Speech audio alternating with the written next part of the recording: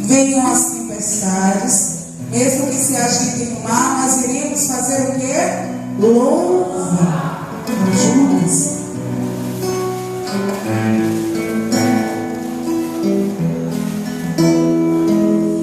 Mesmo na tempestade,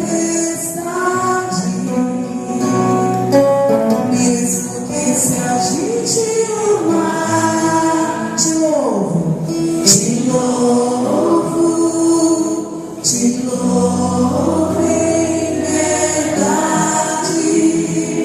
Feche seus olhos e cante isso, mesmo na tempestade, mesmo na tempestade. Mesmo que se agite o mar, te louvo em verdade. Pois somente eu venho a ti, pois somente eu venho a ti. Tu és a minha herança. Te louvo em verdade.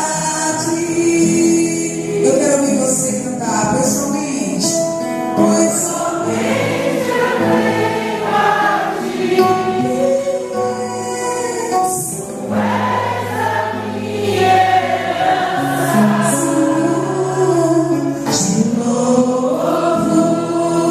Te louvo em verdade. E como crianças, vamos mergulhar no mar do Senhor.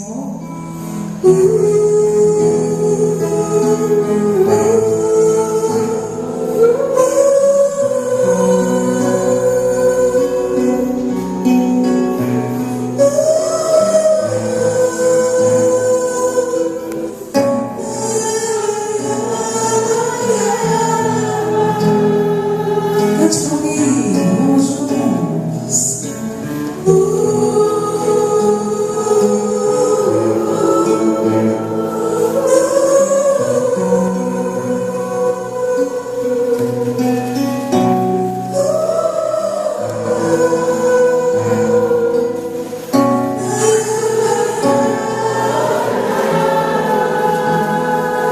E eu começo nessa noite dizendo a você, meu irmão, fique com seus olhos fechados.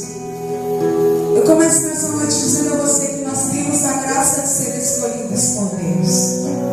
Nós temos a graça de estar na presença dEle. Por isso, Jesus, eis aí o teu povo. Eis aí o teu povo, Senhor, que nessa noite é para nós, Jesus.